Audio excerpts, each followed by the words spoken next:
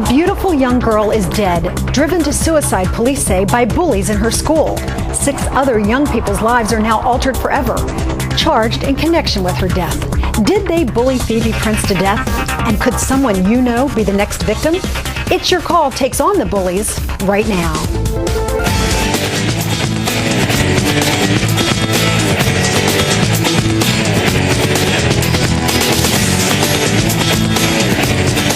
The stories are horrifying. Phoebe Prince commits suicide after being bullied in school. Megan Meier kills herself after being harassed relentlessly on MySpace. A Florida boy is allegedly set on fire by his tormentors, and every day average kids dread going to school because of the abuse facing them there. Hello, everyone, and thank you so much for joining us. I'm Lynn Doyle with an important story this hour. Whether you have kids or grandkids in school, whether you're contemplating starting a family, or whether you were once a victim yourself, you'll want to stay with us because It's Your Call is taking on the bullies on this show. You see, when I was a girl, I was bullied a lot. I can still tell you the names of the girls who made my life a living hell. Later, one of my daughters was harassed, and I, like many parents, thought it was just a rite of passage, something that all of us just had to go through. Well, after doing this show for so long and covering so many stories where bullying has now caused kids to kill themselves, most recently Phoebe Prince in Massachusetts, I'm saying enough is enough. And I hope that you'll join us. If you or someone you know is being bullied, we're going to tell you what you can do about it. And if you're the bully, watch out, because schools, cops, and courts are no longer willing to accept that bullying is part of growing up. Evidence of that? The 6 kids charged in New England with tormenting Phoebe Prince so badly that she hung herself.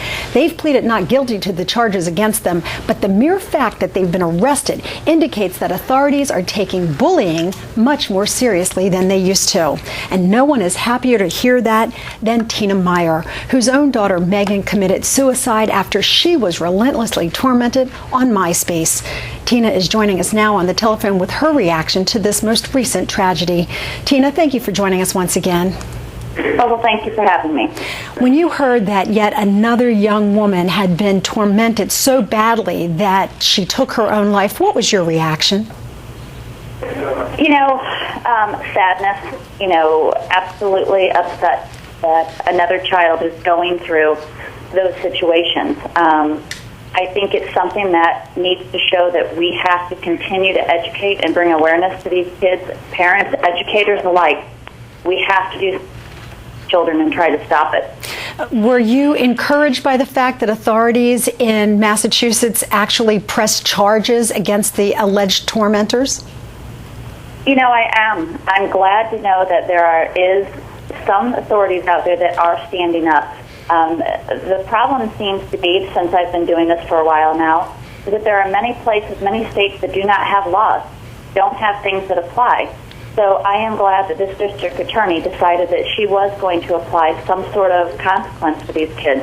Bottom line is, I don't think that any child wants to grow up being a bully or being bullied either way. But bottom line is, we have to start understanding that there are consequences and that we have to start taking care of this. It cannot continue to keep going on. Sadly, you know firsthand what it was like to have your daughter bullied, and in a moment of weakness, you believe that Megan decided to end her life.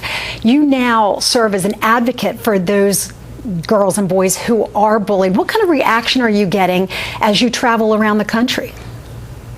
I'm in an airport right now. I just spoke in Connecticut. I did 3 presentations to middle schools today. And I think children really do, when they hear about these real tragedies, they do get it. There's some that don't, of course.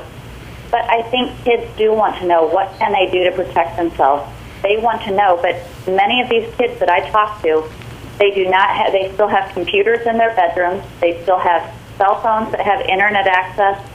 They have picture messaging. They aren't understanding the dangers associated with it, and that's what we have to keep letting them know about. They're pretty innocent when it comes to these things.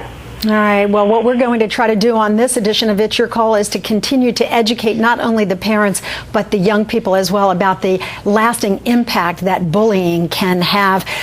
Tina, thank you so much for your time. I know that you created the Megan Meier Foundation.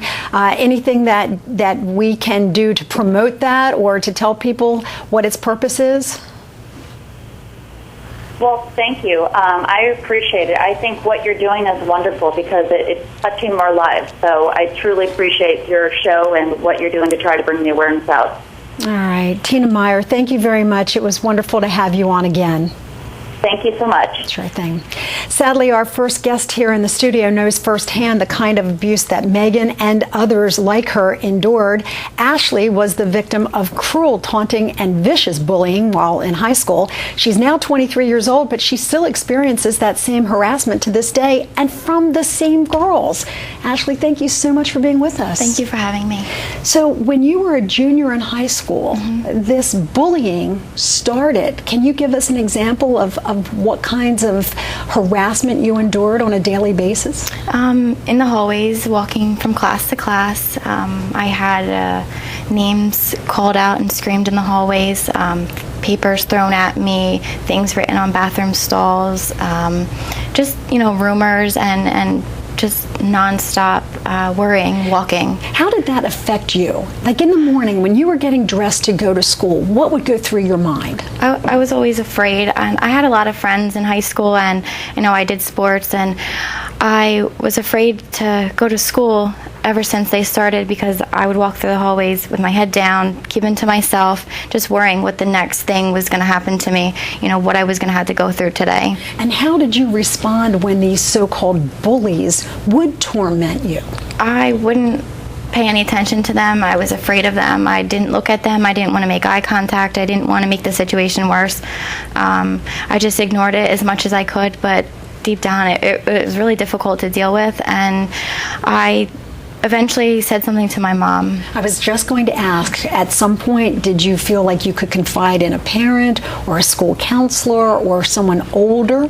I did. My mother is the one who actually asked me what was wrong. I was always tired and just not happy like I usually was, and she said, "What's wrong? I know something's wrong." And then I told her, and she took action right away. What was she able to accomplish on your behalf?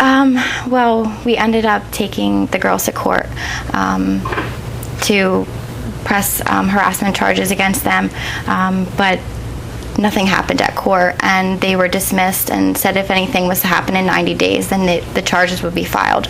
But if they didn't, then everything was dropped. Were you ever afraid that if you did try to cease the harassment, that there would then be retaliation, that if you told on them or if you took further action, that it would just make it worse? Because I hear that all the time. I thought it myself when it was happening to me. I thought it myself when it was happening to my kid.